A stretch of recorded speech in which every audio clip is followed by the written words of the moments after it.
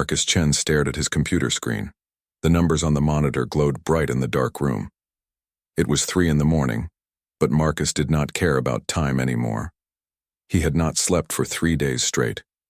His eyes burned and his head felt heavy, but he kept working. The phone rang again. Marcus picked it up without looking away from his screen. "What is it now?" he said in a tired voice. "Sir, the Tokyo office needs your approval on the merger documents," his assistant Sarah said. She sounded worried. "Also, the London team is waiting for your call. They said it's urgent." Marcus rubbed his eyes. "Tell Tokyo I'll review it in an hour. Schedule London for 4:30. He hung up the phone and went back to his computer. Marcus Chen was worth $8.7 billion. His company, Connect World, was one of the biggest social media platforms in the world. Millions of people used his app every day to share photos, send messages, and connect with friends. The success had made Marcus incredibly rich, but it had also made him incredibly tired. For the past week, a rival company had been trying to buy Connect World. They offered a huge amount of money, but Marcus refused to sell. This was his life's work. He had built Connect World from nothing when he was just 25 years old. Now, at 42, he was not ready to give it up. The battle to keep his company had been brutal.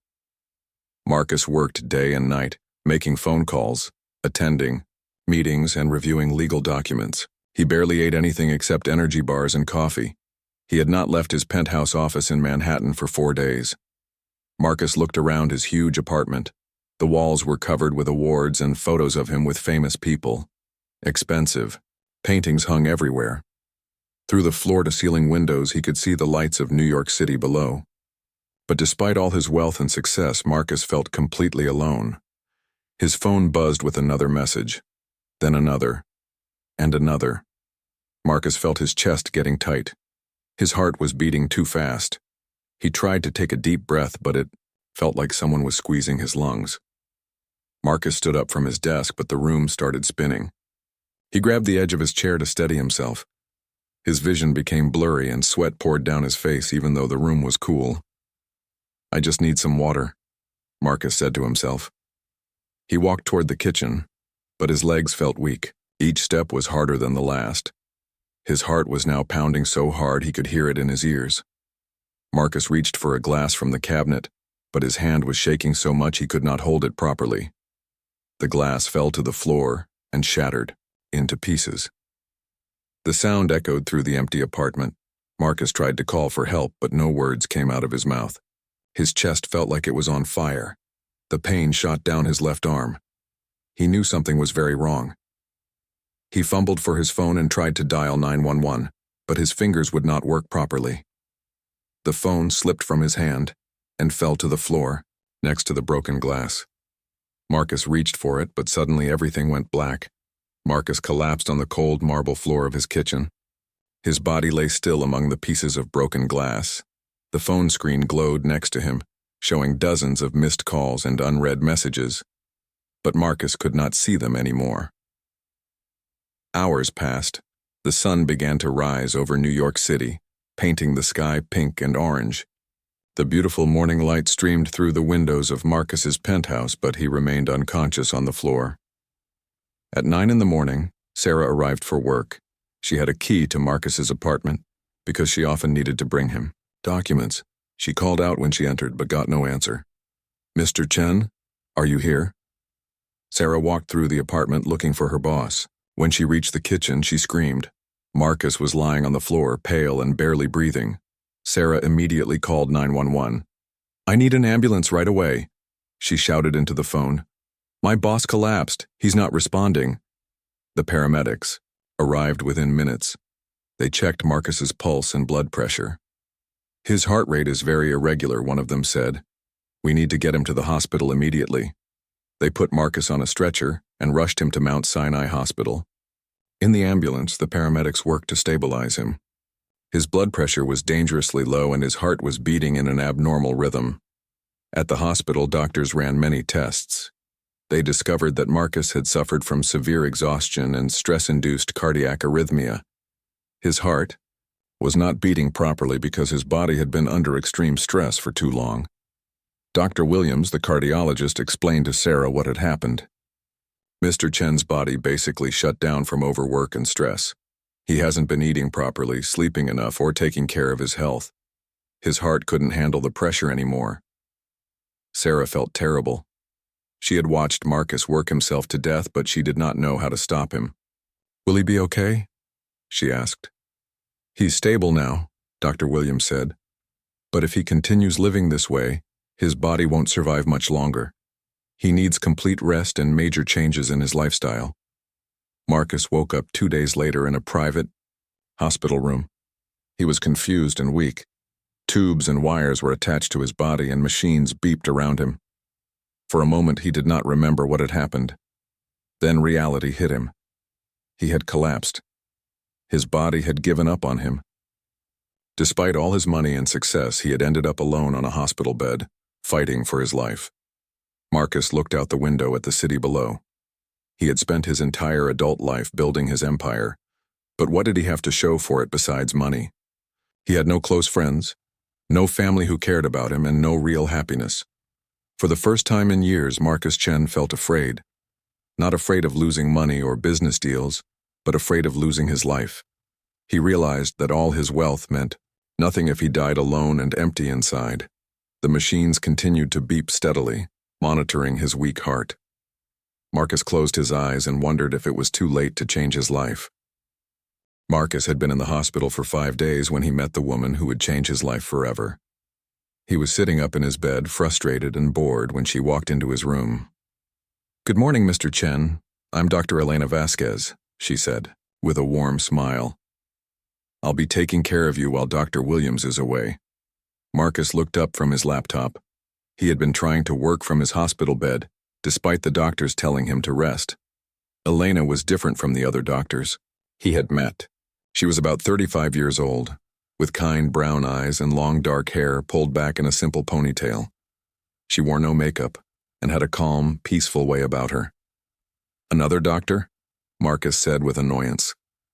"Look, I feel fine now. When can I go home? I have important meetings to attend." Elena checked his chart and then looked at him seriously. "Mr. Chen, you almost died. Your body is telling you to slow down. Maybe you should listen to it." Marcus was not used to people speaking to him so directly. Most people treated him with extra respect because of his wealth. "Do you know who I am?" he asked. Elena sat down in the chair next to his bed. "You're a patient who needs to get better. That's all that matters to me." Her answer surprised Marcus. He was used to people being impressed by his success and money. "I built Connect World from nothing," he said, trying to impress her. "It's worth billions of dollars now." Elena nodded politely. "That's nice. But when did you last feel genuinely happy?" The question hit Marcus like a punch to the stomach. He opened his mouth to answer, but no words came out. He could not remember the last time he felt truly happy. Success? Yes. Satisfied with a business deal? Sometimes. But happy? He honestly could not remember. I don't understand the question," Marcus said finally. Elena smiled gently. "It's a simple question. When did you last laugh because something made you joyful? When did you last feel peaceful inside? When did you last do something just because it made you feel good, not because it made you money?" Marcus stared at her. No one had ever asked him questions like this before. "I don't have time for those things," he said. "I have a company to run." "And look where that got you," Elena said kindly but firmly. "You're in a hospital bed because you forgot to take care of the most important thing you own, your life." Over. The next few days, Elena visited Marcus every morning and evening. Unlike other doctors who just checked his vital signs and left, Elena would sit and talk with him. She asked him about his childhood, his dreams, and what he wanted from life. Marcus learned that Elena was not a regular hospital doctor. She was a development worker who traveled to poor countries to help people. She was only working at the hospital temporarily while waiting for her next assignment. "I've spent the last 10 years providing medical care in places most people have never heard of," Elena told him. "I've been to refugee camps in Africa, villages in South America, and disaster zones around the world. Marcus was fascinated. But why? You could make so much more money working in a nice hospital in America. Elena laughed. Money isn't everything, Mr. Chen. I've seen people who have almost nothing but are happier than many rich people I know. That's impossible, Marcus said. Money solves problems. It gives you security and freedom. Elena shook her head. Money can solve some problems, but it can't solve the important ones. It can't make you feel loved. It can't give you peace in your heart. It can't make you feel like your life has meaning. Marcus thought about this. He had all the money anyone could want, but he felt empty inside. He worked all the time, but felt like something was missing from his life. Elena told him stories about the people she had helped. She spoke about a village in Guatemala where she had helped build a medical clinic with almost no budget. The villagers had worked together, sharing what little they had to make it happen. They had so little money, Elena said, but they had so much joy. They celebrated every small success. They took care of each other. Children played in the streets while their parents worked together. It was beautiful. Marcus tried to imagine what that would feel like. In his world, people only cared about making more money and getting ahead. He could not remember the last time someone had helped him just to be kind. What about you? Elena asked one evening. What makes you happy? Marcus thought for a long time. I used to love building things, he said slowly. When I first started Connect World, I was excited about connecting people around the world. I thought it would make the world a better place. And now? Marcus sighed. Now it's just about numbers. Profit margins, stock prices, I don't even remember why I started it anymore. Elena listened without judging him. She did not try to give him advice or tell him what to do. She just listened, which was something Marcus was not used to. As the days passed, Marcus found himself looking forward to Elena's visits more than anything else. She made him feel calm in a way he had never experienced before. When she was in the room, his heart rate actually went down. The nurses noticed it on the monitors. Elena had a way of making Marcus think about things differently. She asked him questions that no one had ever asked before. She made him wonder if there was more to life than just making money and being successful. In my work, Elena said one day, I've learned that the richest people are not the ones with the most money. They're the ones who feel connected to other people and to something bigger than themselves. Marcus found this idea both confusing and interesting. He had always measured success by how much money he made and how powerful he became. But Elena was suggesting there were other ways to be successful. One evening, Elena told him she would be leaving soon. My next assignment starts in 2 weeks, she said. I'll be going to Guatemala to help set up a new medical program in a rural area. Marcus felt panic rise in his chest. The thought of Elena leaving made him more upset than any business problem ever had. He realized that in just 1 week, this woman had become the most important person in his life. You can't leave, he said without thinking. Elena looked surprised. Mr. Chen, I have commitments. People are counting on me. Marcus felt desperate. For the first time in his life, there was something he wanted that money could not buy. Elena was not impressed by his wealth or his success. She saw him as just a regular person, and somehow that made him feel more valuable than all his billions of dollars. I don't want you to go, Marcus said quietly. Elena studied his face. She could see that he was serious. Mr. Chen, we barely know each other. I know, Marcus said. But I've never met anyone like you. You make me want to be a better person. Elena was quiet for a long moment. If you really mean that, she said finally, then prove it. Show me that you're serious about changing your life. Words are easy, but actions are what matter. Marcus knew she was right. He had spent his whole life talking about business deals and making promises about money. But this was different. This was about becoming the kind of person who deserved someone like Elena. As Elena left his room that night, Marcus made a decision. He was going to change his life completely, not just for Elena but for himself. He was going to find out what it really meant to be happy. Marcus was supposed to be discharged from the hospital in 2 days, but he found excuses to stay longer. He complained about chest pains that were not really there. He said he felt dizzy when he actually felt fine. The truth was, he did not want to leave Elena. "Mr. Chen," Dr. Williams said during his morning visit, "all your test results look normal. Your heart rhythm is back to normal, and your blood pressure is stable. There's no medical reason to keep you here." Marcus panicked. "But what if something happens? What if I collapse again?" Dr. Williams looked at him suspiciously. "That won't happen if you follow our instructions. Get proper rest, eat regular meals, and reduce your stress. You'll be fine." After Dr. Williams left, Marcus waited anxiously for Elena's evening visit. When she arrived, he immediately asked, "Can you request that I stay a few more days? For observation?" Elena smiled knowingly. "Marcus, you're perfectly healthy now. You can't stay in the hospital forever." "But I don't want you to leave for Guatemala," Marcus said honestly. "These past 10 days have been the best days of my life." Elena sat down next to his bed. "Why?" "Because you haven't been working," Marcus thought carefully before answering. "No, it's because of you. When you're here, I feel different. Peaceful. Like I'm not just a machine that makes money." Elena was touched by his honesty. "Marcus, I enjoy our conversations too. But I have a job to do. People in Guatemala are waiting for me." "Tell me about them," Marcus said. "Tell me about the people you help." Elena's eyes lit up. She loved talking about her work. "The village where I'm going is called San Pedro. It's in the mountains, about 3 hours from the nearest city. The people there are mostly farmers who grow corn and beans." Marcus listened intently as Elena described the village. She told him about families who lived in simple houses made of concrete blocks and tin roofs.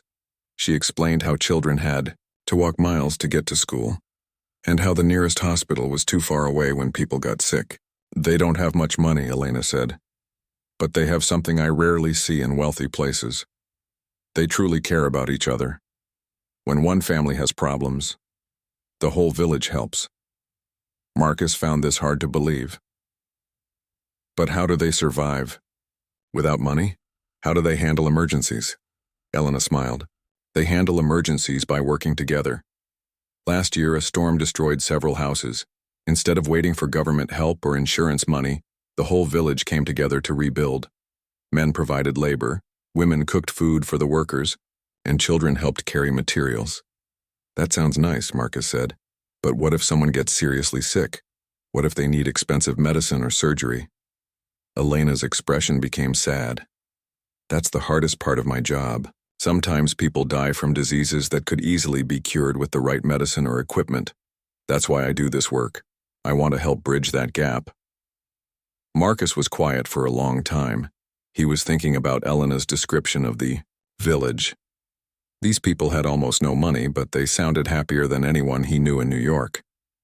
"Elena," Marcus said finally, "what do you think is wrong with my life?" Elena considered his question carefully. "I think you've forgotten how to connect with people. You've built walls around yourself made of money and success. But those walls also keep out joy and love." Marcus knew she was right, He had thousands of employees but no real friends. He had business partners but no one who truly cared about him. He lived in a beautiful penthouse, but he felt lonely every day. "How do I change that?" Marcus asked. Elena stood up and walked to the window. "You start by caring about something other than yourself. You help other people. You build relationships that aren't about business." Over the next few days, Marcus and Elena spent hours talking. Elena told him more stories about her work, and Marcus found himself fascinated by her experiences. She had helped deliver babies in refugee camps. She had set up vaccination programs in remote villages. She had provided emergency care after earthquakes and floods. "Isn't it dangerous?" Marcus asked. "Some of these places sound like war zones." Elena nodded. "Sometimes it is dangerous, but it's also incredibly rewarding. When you save someone's life or help a community solve a big problem, you feel something that money can't buy." Marcus tried to imagine what that would feel like. The most satisfaction he got from work was closing a profitable business deal, But Elena was describing something completely different, the joy of helping others. I want to understand, Marcus said. I want to feel what you feel when you help people. Elena looked at him carefully. Marcus, you can't just decide to be a good person overnight. It takes time and practice. You have to genuinely care about others, not just pretend to care. Marcus realized that Elena was testing him. She wanted to see if his interest in changing was real, or just a way to impress her. How can I prove that I'm serious? Marcus asked. Elena thought for a moment. Start small. When you leave the hospital, try doing something kind for someone every day. And I don't mean giving money to charity. I mean actually helping people with your own hands. Marcus had never thought about helping people with his own hands. He had always just written checks to charities. What kind of things? Elena suggested several ideas. Volunteer at a soup kitchen, help at a homeless shelter, visit elderly people who are lonely, tutor children who need help with school. These activities sounded strange to Marcus. He had never done anything like that before. But if it would help him become the kind of person Elena could respect, he was willing to try. On Marcus's last day in the hospital, Elena came to say goodbye. I'm flying to Guatemala tomorrow, she said. My plane leaves at 6 in the morning. Marcus felt his heart sink. Will I ever see you again? Elena handed him a piece of paper with her email address. If you're serious about changing your life, write to me. Tell me about the people you help and what you learn from them. Marcus took the paper like it was the most valuable thing in the world. I will. I promise I'll prove to you that I can be different. Elena leaned over and kissed his forehead gently. Take care of yourself, Marcus. Remember that your life is worth more than your business. After Elena left, Marcus sat alone in his hospital room. For the first time in his adult life, he felt truly motivated to change. Not because it would make him more money or more successful, but because it might make him worthy of Elena's love. Marcus called his assistant, Sarah. Cancel all my meetings for the next month, he said. Sarah was shocked. Cancel everything? Sir, what about the Henderson merger? What about the Tokyo presentation? Marcus looked out the window at the busy city below. Let someone else handle them. I have more important things to do. Sarah had worked for Marcus for 5 years, and she had never heard him say that anything was more important than business. Sir, are you feeling all right? Marcus smiled for the first time in months. Actually, Sarah, I'm feeling better than I have in years. Marcus went home from the hospital with a completely different mindset. His penthouse felt cold and empty after the warm conversations he had shared with Elena. The expensive furniture and artwork that once made him proud now seemed meaningless. He sat at his computer and wrote his first email to Elena. Dear Elena, I'm home from the hospital now. You were right about everything. My apartment feels like a museum, not a home. I've been thinking about what you said about helping people with my own hands. Tomorrow I'm going to volunteer at a homeless shelter. I don't know what I'm doing, but I want to try. I hope you're safe in Guatemala. Marcus. Elena's reply came 2 days later. Dear Marcus, I'm glad you're feeling better. The village is beautiful but very poor. We're setting up the medical clinic in an old school building. The people here are so grateful for any help. I'm curious to hear about your experience at the homeless shelter. Be patient with yourself. Learning to serve others takes practice. Elena. Marcus had indeed gone to the homeless shelter, and it was one of the hardest things he had ever done. He was used to being in control, being the most important person in the room. At the shelter, he was just another volunteer serving food. The first day was embarrassing. Marcus didn't know how to work the serving equipment. He spilled soup on himself. He was slow and clumsy. The other volunteers had to help him constantly. But something amazing happened. When Marcus handed a plate of food to a homeless man named Robert, the man looked him in the eyes and said, "Thank you, brother. God bless you." No one had ever called Marcus brother before. No one had ever thanked him so sincerely for something so simple. Marcus felt a warmth in his chest that he had never experienced in any business meeting. Over the next few weeks, Marcus continued volunteering. He also started visiting elderly people at a nursing home. Many of them had no family and were very lonely. Marcus would sit and listen to their stories for hours. Marcus wrote to Elena about every experience. He told her about Mrs. Patterson, an 87-year-old woman who had been a teacher for 50 years. She had no visitors and was so happy when Marcus came to see her that she cried. He wrote about Tommy, a homeless teenager who had aged out of foster care and had nowhere to go. Marcus helped Tommy apply for jobs and eventually helped him get a position at a local restaurant. Elena's responses encouraged Marcus. She wrote about her own work in Guatemala, and Marcus began to understand what she meant about the joy of helping others. "Dear Marcus," Elena wrote, "what you're doing is wonderful. I can see that you're learning what it means to connect with people as human beings, not as business opportunities. The people you're helping are teaching you something money never could, that every person has value and dignity." As months passed, Marcus found himself thinking less and less about his business. He appointed a capable CEO to run Connect World while he focused on what he was starting to think of as his real work, helping people. Marcus also started therapy, to understand why he had spent so many years focused only on money and success. His therapist helped him see that he had been trying to fill an empty space inside himself with achievements and wealth. "I think I was afraid that if I wasn't the richest, most successful person in the room, nobody would care about me," Marcus told Elena in one of his emails.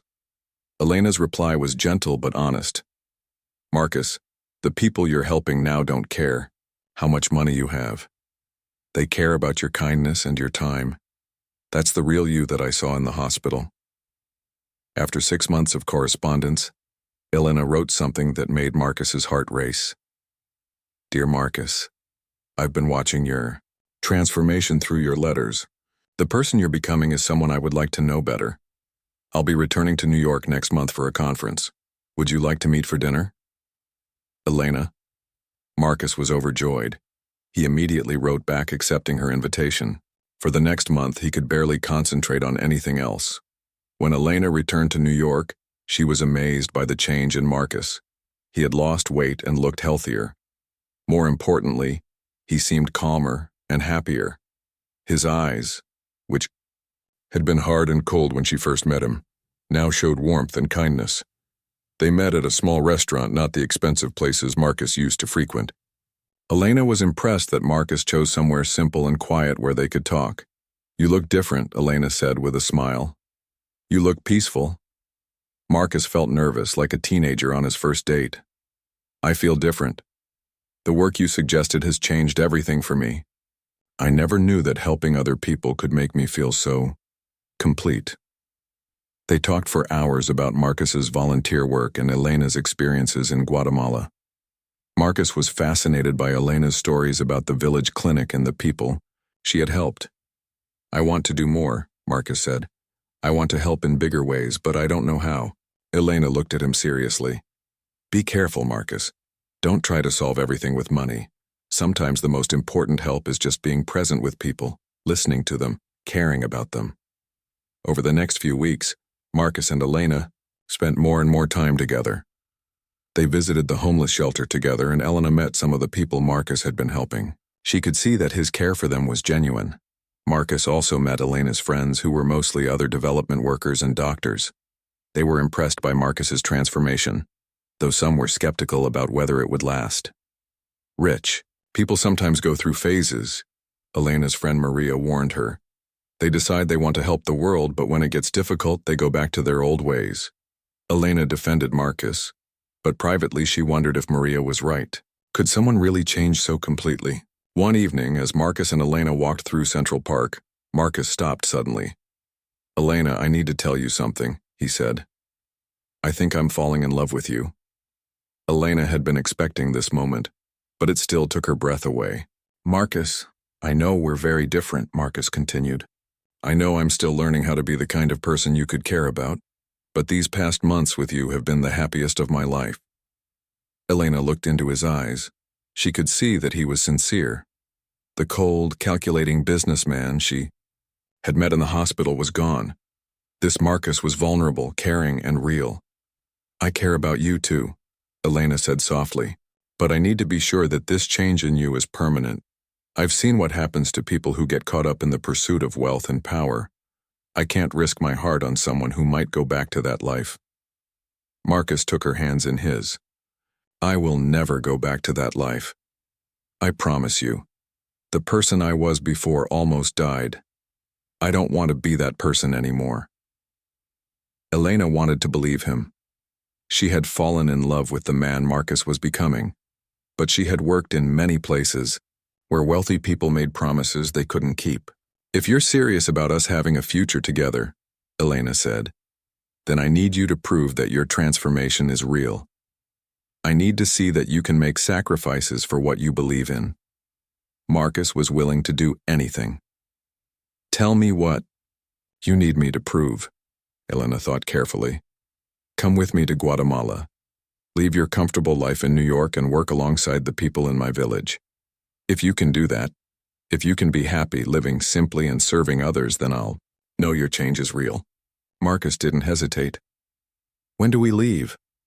Elena was surprised by his immediate response. Marcus, you don't understand. The village has no electricity most of the time. No internet, no luxury. You'd be sleeping in a basic room and working with your hands every day. Marcus smiled. Elena, before I met you, I thought I needed luxury to be happy.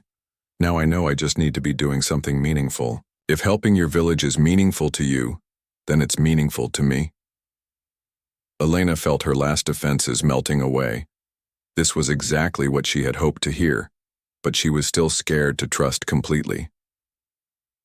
We'll leave in 3 weeks, Elena said. But Marcus, this isn't a vacation. This is real work with real consequences. If you're not ready for that, it's better to know now. Marcus looked at the woman who had changed his entire life. Elena, you saved me from a life that was killing me. Now I want to help save others. I'm ready. Preparing for Guatemala was unlike anything Marcus had ever done before. He was used to traveling in private jets to luxury hotels. Now he was packing basic clothes and medical supplies for a village that had no modern conveniences. Marcus spent his last weeks in New York making major changes to his life. He called his lawyer and accountant to restructure his business interests. Sir, I don't understand, his accountant said during their meeting. You want to step down as CEO of Connect World? You want to sell your penthouse? And you want to give away how much money? Marcus had decided to liquidate several properties and investments. He sold his collection of expensive cars, his yacht, and his vacation homes. The total amount was over $50 million. I want to create a foundation, Marcus explained. Something that can fund medical clinics and education programs in poor communities around the world. His business advisors thought he had lost his mind. Mr. Chen, you're making emotional decisions, his lawyer warned. Perhaps you should wait a few months before making such drastic changes. But Marcus was determined. For the first time in his life, he was making decisions based on what felt right in his heart, not what would make him the most money. Marcus also spent time learning basic Spanish and reading about Guatemala's history and culture. Elena helped him understand what life would be like in San Pedro village. The people there are very proud, Elena explained. They don't want charity, they want partnership. You need to be ready to work as hard as anyone else, and you need to respect their knowledge and experience. Marcus practiced doing physical labor by volunteering for construction projects with Habitat for Humanity in New York. His soft hands got blisters, and his back ached after long days of hammering and lifting, but he was determined to be ready. 3 days before they were supposed to leave for Guatemala, Marcus received devastating news. Elena called him crying. Marcus, I have to tell you something terrible. There was a flood in San Pedro. The medical clinic we built was destroyed. Everything is gone. Marcus felt his heart break for Elena and for the people in the village. How bad is it? Is everyone safe? Most people are okay, but some families lost their homes. The clinic had all our medical equipment and medicine. It will cost over $2 million to rebuild everything. Marcus immediately knew what he needed to do. Elena, I'll pay for it. I'll pay for everything. Elena was quiet for a long moment. Marcus, that's very generous, but I told you before that these people don't want charity. They want to be part of the solution. Marcus had been expecting this response. Then I'll work with them to rebuild it. I'll use my money, but I'll also use my hands. We'll do it together. Elena was touched by his answer. Are you sure? It will mean months of very hard work. You'll be living in basic conditions while we rebuild. Marcus had never been more sure of anything in his life. Elena, this is our chance to prove that we can work together towards something meaningful. I want to help your village, and I want to do it the right way. 2 days later, Marcus and Elena flew to Guatemala City. From there, they took a bus for 3 hours into the mountains. Marcus had never traveled by local bus before. It was crowded, hot, and uncomfortable. But he was excited to finally see the place Elena cared so much about. When they arrived in San Pedro, Marcus was shocked by what he saw. The flood had been devastating. Mud and debris were everywhere. Several houses had been completely destroyed, and the medical clinic was just a pile of broken concrete and twisted metal. But Marcus was also amazed by something else: the way the community was working together. Despite losing their homes and possessions, people were helping each other clean up and rebuild. Children were carrying buckets of water while adults cleared debris. Everyone was working together without being asked. Elena introduced Marcus to the village leaders. Don Carlos, an elderly man who was respected by everyone, shook Marcus's hand firmly. Elena tells us you want to help rebuild our clinic, Don Carlos said in Spanish. Elena translated for Marcus. Marcus had prepared a short speech in Spanish. I am honored to be here. I want to work with you, not just give you money. Please teach me how to help. The villagers were impressed that Marcus had tried to speak their language, even though his pronunciation was terrible.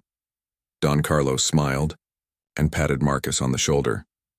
Elena also told us you are very rich, Don Carlos said. But here everyone works with their hands. Are you ready for that? Marcus nodded enthusiastically. I am ready to learn. The next morning, Marcus woke up in a small concrete room with no air conditioning and no hot water. He had slept on a thin mattress on the floor. It was the most basic accommodation he had ever experienced, but he felt more excited than he had felt in years. Elena showed him to the worksite. The destroyed clinic needed to be completely cleared before they could start rebuilding. Marcus was given a shovel and a wheelbarrow.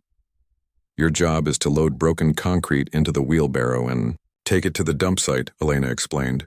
It's hard work, but it's necessary. For the next 6 hours, Marcus shoveled concrete and pushed heavy wheelbarrows. His back ached, his hands got blisters, and he was covered in dust and sweat. But something amazing happened. He felt more useful and satisfied than he had ever felt in any business meeting. At lunch, the villagers shared their simple food with Marcus. They ate beans, rice, and tortillas while sitting in the shade of a tree. Marcus had eaten in the most expensive restaurants in the world, but this simple meal tasted better than any of them. How do you feel? Elena asked as they ate. Marcus looked around at the people who had accepted him so warmly, despite knowing nothing about his wealth or success. I feel like I'm finally doing something that matters. Over the next weeks, Marcus worked alongside the villagers every day. He learned to mix concrete, lay bricks, and install electrical wiring. The work was exhausting, but Marcus had never felt more alive. The villagers began to accept Marcus as one of them. They taught him Spanish words, invited him to their homes for dinner, and included him in their evening conversations. Marcus realized that these people who had very little money were teaching him what it meant to be truly rich. In my old life, Marcus told Elena one evening as they watched the sun set over the mountains, I measured success by how much money I made. But here, success means whether you helped your neighbor today. Elena could see that Marcus's transformation was complete. The man who had once cared only about profit now spent his days carrying water for elderly villagers and playing soccer with children who had lost their homes in the flood. 1 month into the rebuilding project, Marcus received an urgent call from New York. His business partners were demanding that he return immediately to handle a crisis at Connect World. Sir, we need you here now. his assistant Sarah said over the crackling phone connection.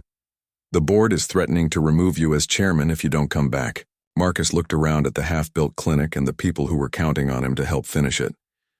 "Sarah, tell the board they can do whatever they think is best. I'm not leaving until this clinic is finished." Sarah was shocked.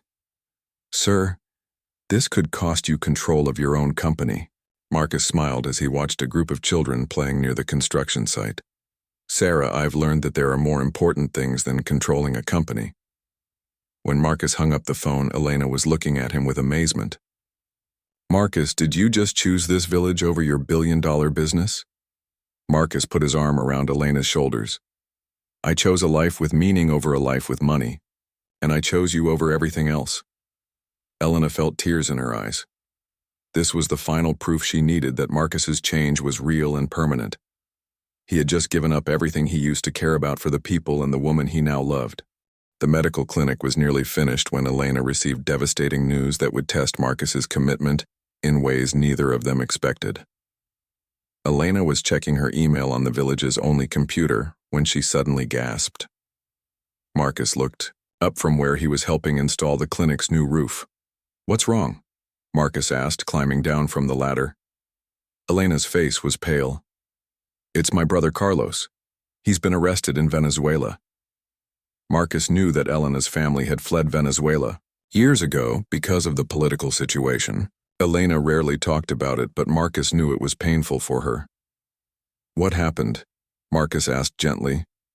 Elena's hands were shaking as she read the email from her cousin.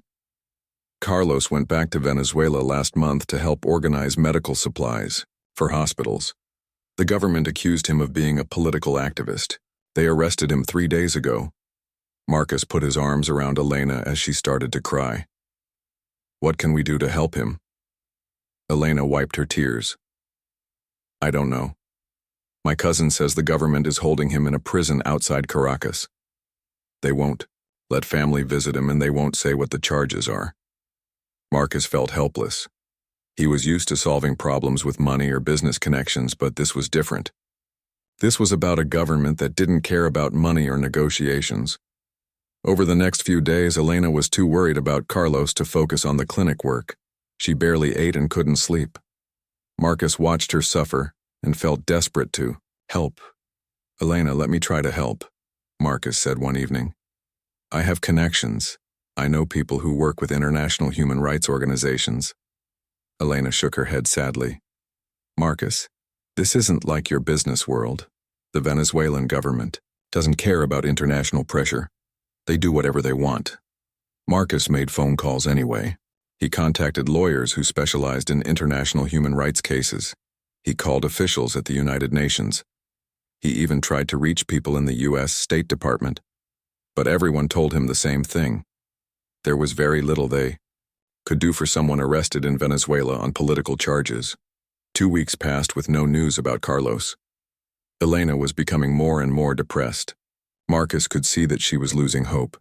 Then something happened that changed everything. Elena received another email, this time with terrible details about Carlos's situation.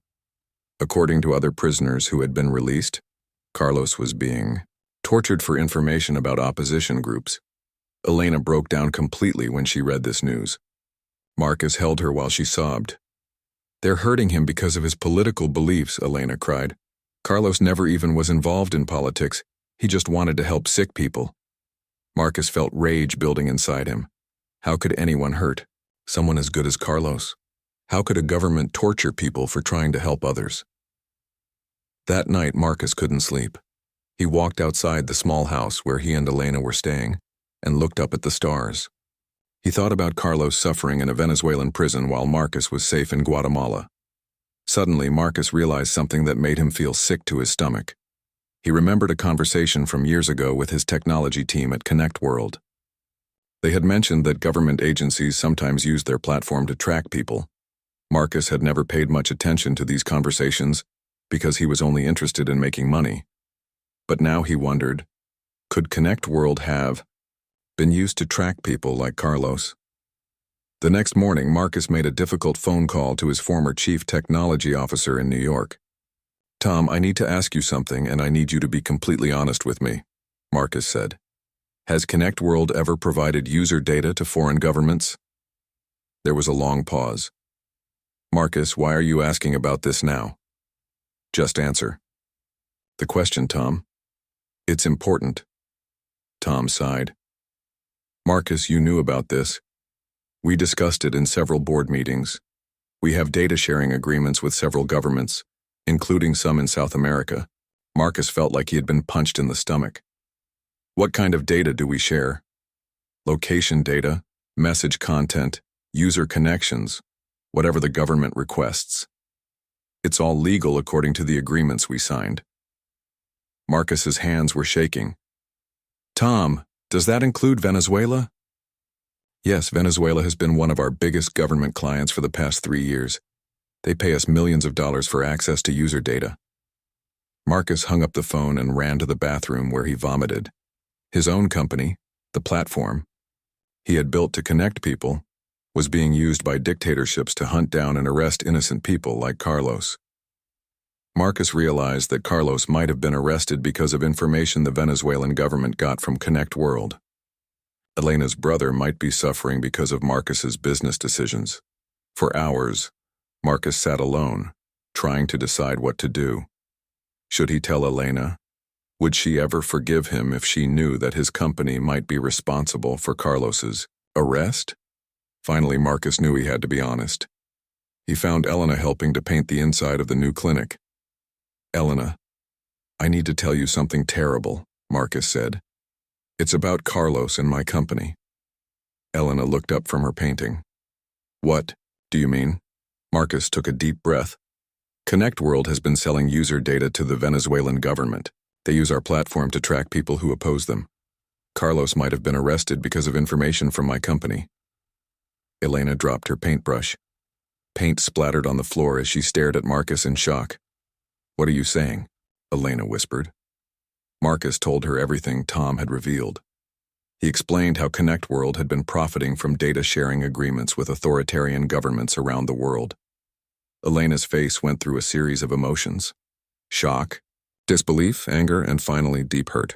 You're telling me that your company, the company that made you billions of dollars, has been helping dictatorships arrest innocent people? Elena's voice was getting louder. Marcus nodded miserably. I didn't know the details, but I should have known. I should have cared enough to ask questions instead of just focusing on profits. Elena stood up abruptly. Carlos is being tortured right now, and it might be because of your business decisions. Marcus reached for her hand, but Elena pulled away. Elena, I'm going to fix this. I'm going to end all those agreements immediately. Fix this? Elena's voice was full of anger now. How do you fix torture, Marcus? How do you fix the fact that my brother is suffering because of your greed? Elena started pacing around the small room. I trusted you. I believed that you had really changed. But your money is still covered in blood, isn't it? Marcus felt his world collapsing. Elena, please. I didn't know this was happening. If I had known. You didn't know because you didn't want to know, Elena shouted. You were too busy counting your profits to care about who got hurt. Elena gathered her things and started packing. I can't be with someone whose wealth comes from helping dictatorships. I can't love someone who profited from the suffering of people like my brother. Marcus begged Elena not to leave. Please, give me a chance to make this right. I'll shut down those agreements. I'll use all my money to fight against these governments. But Elena was too hurt and angry to listen. It's too late, Marcus. The damage is already done. Carlos is in prison and you can't undo that. Elena left San Pedro that afternoon. Marcus watched her bus disappear down the mountain road, taking with it the only person who had ever made him feel truly alive. Marcus was alone in the village, surrounded by people who had welcomed him as family, but feeling more isolated than he had ever felt in his life. He had lost Elena, and he might have lost her forever. But Marcus knew that Elena was right about one thing. He had to make this right, even if she never forgave him. He had to find a way to use his wealth and power to fight against the very systems that had made him rich. The question was it too late to save Carlos? And was it too late to save his relationship with Elena? After Elena left, Marcus felt like his world had ended. He stayed in San Pedro for 3 more days, helping finish the clinic, but his heart wasn't in the work anymore. The villagers could see that something terrible had happened. Don Carlos, the village elder, found Marcus sitting alone one evening, staring at the mountains. Elena told us she had to leave because of family problems, Don Carlos said gently. But we can see that you are suffering too. Marcus tried to explain what had happened, but the shame was too overwhelming. I hurt someone very important too. Elena, I hurt her family without knowing it. Don Carlos nodded wisely. Sometimes we cause harm without meaning to, but what matters is what we do after we realize our mistake. Marcus knew Don Carlos was right. He had to try to fix the damage his company had caused, even if Elena never forgave him. Marcus flew back to New York the next day. The city that had once felt like home now felt cold and unwelcoming. His penthouse had been sold, so he stayed in a simple hotel room. The first thing Marcus did was call an emergency board meeting at Connect World. He had not been actively running the company for months, but he was still the majority shareholder. I want to end all data sharing agreements with foreign governments immediately, Marcus announced to the shocked board members. The new CEO, Jennifer Walsh, looked at the financial reports. Marcus, those agreements generate over $200 million in annual revenue. We can't just cancel them. Marcus slammed his hand on the table. We can and we will. Our platform is being used to hunt down innocent people. We're helping dictatorships torture their own citizens. The board members exchanged worried glances. Marcus's lawyer, David Kim, tried to calm him down. Marcus, you're being emotional. These are legal business contracts. We could face massive lawsuits if we break them. I don't care about lawsuits, Marcus said firmly. I care about stopping the harm we're causing.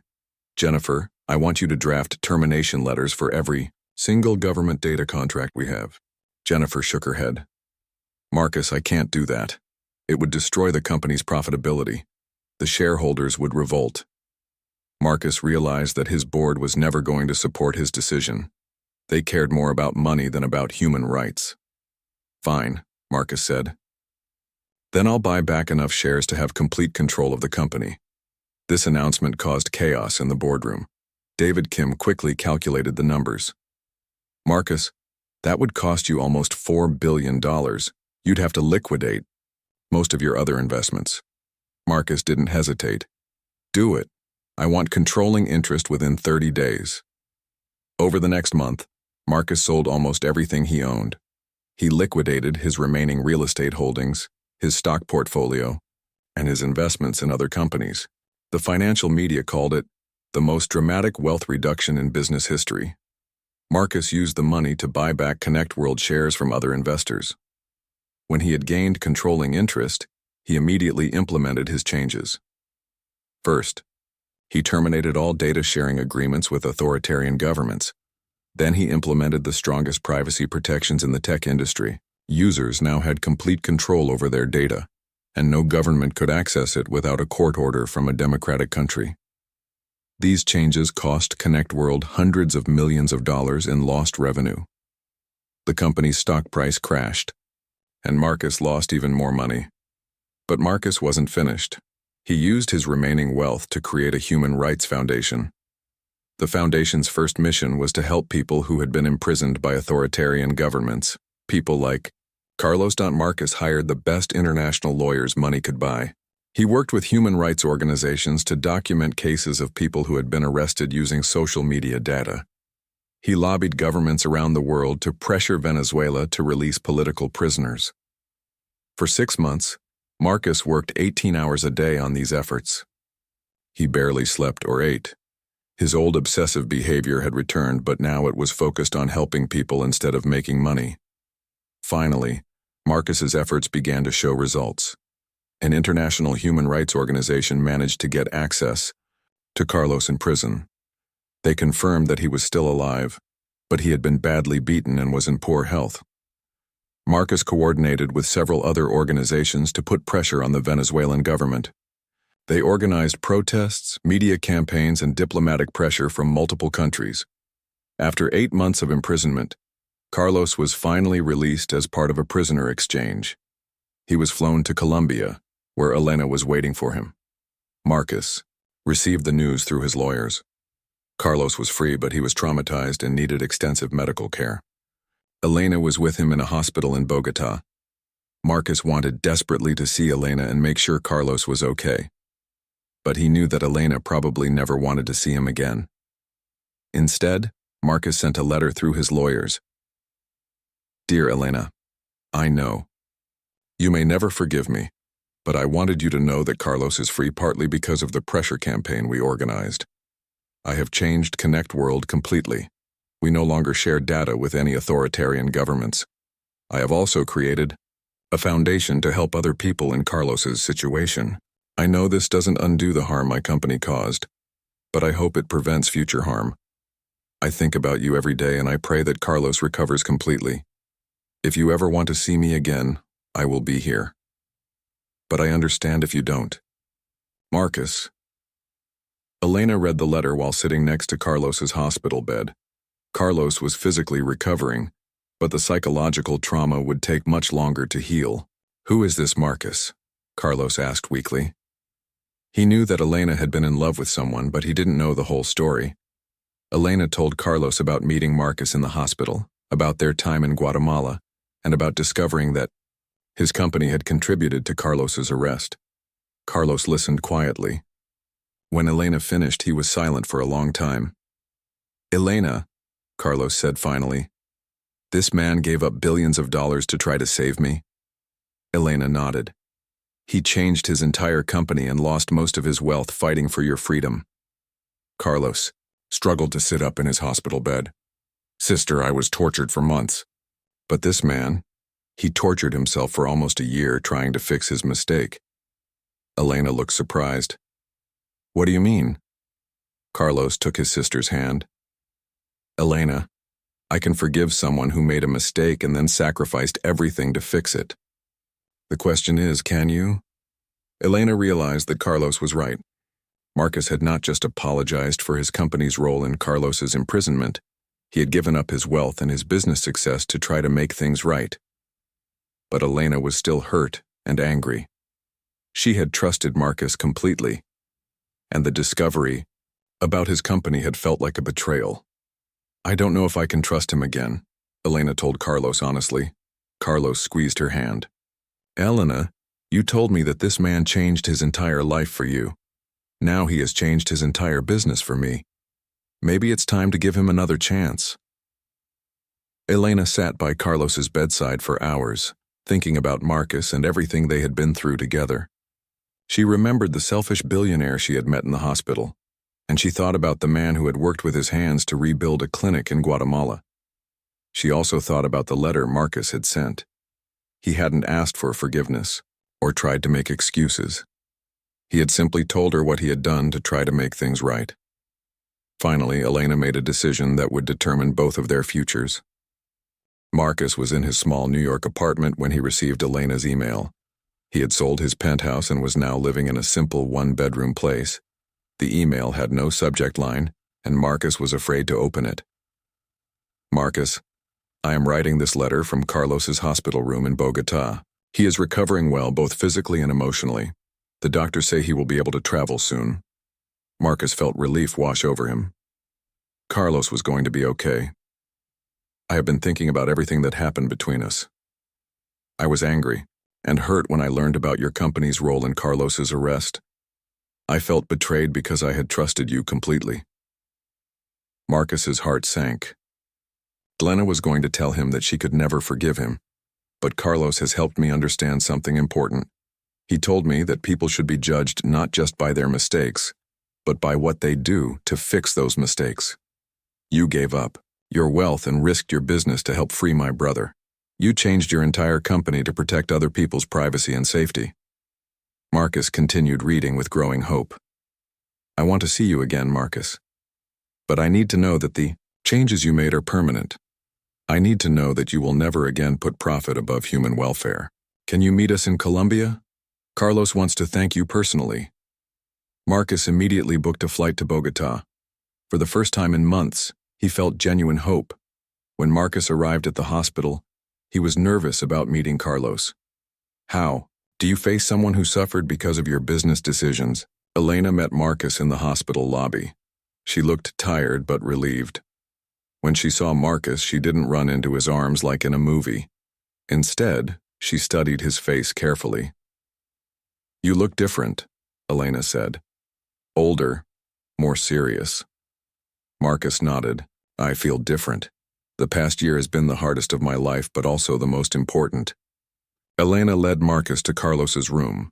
Carlos was sitting up in bed reading a book. He was thin and had scars on his arms, but his eyes were alert and kind. Carlos, this is Marcus, Elena said in Spanish. Carlos studied Marcus for a long moment. Then he extended his hand. Thank you, Carlos said in English. My sister told me what you did to help free me. Marcus shook Carlos's hand gently. I'm sorry, Marcus said in Spanish. I'm sorry my company contributed to your suffering. Carlos smiled sadly. Marcus, many people contributed to my suffering, but you are the only one who tried to fix it. The three of them talked for hours. Carlos told Marcus about his experience in prison, and Marcus told Carlos about the changes he had made to Connect World and the foundation he had created. I want to do more, Marcus told them. I want to help other people who have been imprisoned for their beliefs. I want to make sure that technology is used to protect people, not hunt them. Over the next week, Marcus stayed in Bogota while Carlos recovered. Elena and Marcus spent time together, but their relationship was different now. The easy happiness they had shared in Guatemala was gone, replaced by something deeper but more complicated. Marcus, Elena said one evening as they walked through a park in Bogota, I care about you, but I don't know if we can go back to the way things were.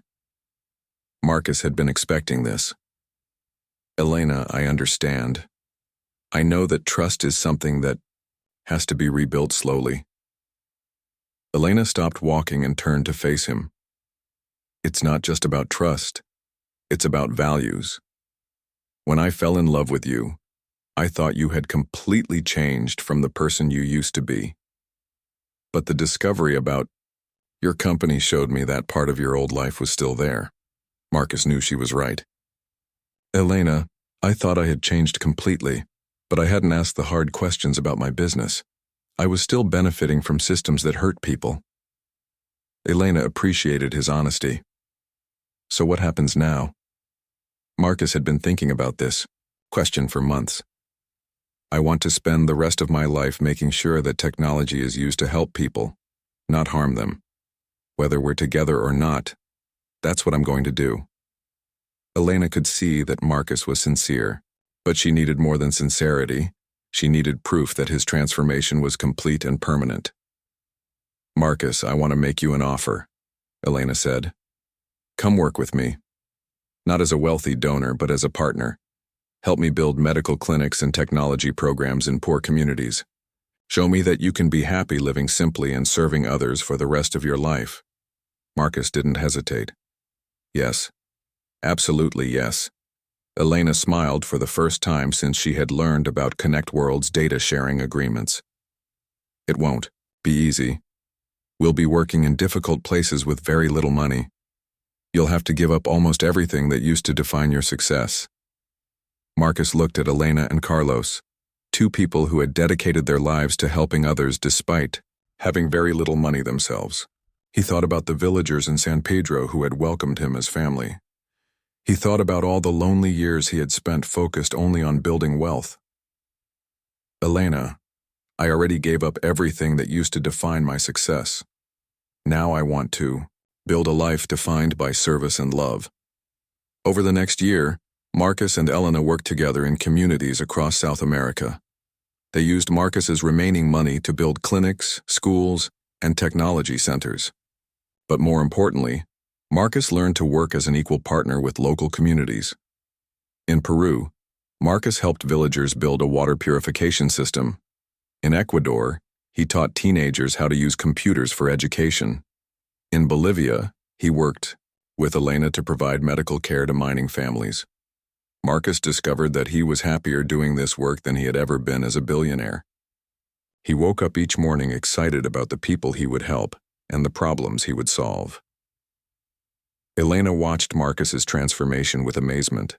The man who had once measured success only in dollars now measured it in lives improved and communities strengthened. "You know what I love most about you now?" Elena told Marcus one evening as they watched sunset over a village in Colombia, where they had just finished building a medical clinic. "What?"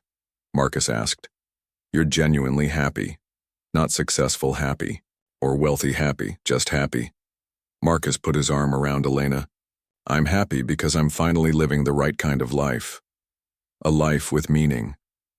After 18 months of working together, Elena finally felt ready to trust Marcus completely again. She could see that his commitment to helping others was not temporary or conditional, it was permanent and deep. One evening in the same village in Guatemala where their relationship had begun, Marcus asked Elena to marry him. But instead of offering her an expensive ring, he offered her something more valuable, a lifetime partnership in service to others. "Elena, will you spend your life with me, helping people who need our help?" Elena said yes, not just to marriage, but to a shared mission that would define both of their lives. Marcus had started as a billionaire who measured his worth in money. He had nearly died from the emptiness of that life. Then Elena had saved him, not just medically, but spiritually. She had shown him what it meant to find real wealth, the wealth of meaningful relationships, purposeful work, and genuine happiness. Marcus had lost most of his money, but he had gained something infinitely more valuable. He had found a life worth living and a love worth everything. As Marcus and Elena stood together in the village where Marcus had learned to work with his hands, surrounded by people whose lives they had touched, Marcus realized that he was finally, truly rich. Not in money, but in all the ways that really mattered. Their wedding was simple, a ceremony in the village church, followed by a celebration with the community that had become their family. Marcus wore a simple white shirt instead of an expensive suit. Elena wore a dress made by the village women. But as they danced together under the stars, surrounded by people they had served and loved, Marcus knew that this was the most beautiful and meaningful moment of his life. He had been saved by a development worker who saw value in him when he couldn't see it in himself. In return, he had learned to see value in others and to use his life to serve something greater than his own success. Marcus Chen had finally found what he had been searching for his entire life, a purpose worth living for, and a love worth giving everything to achieve.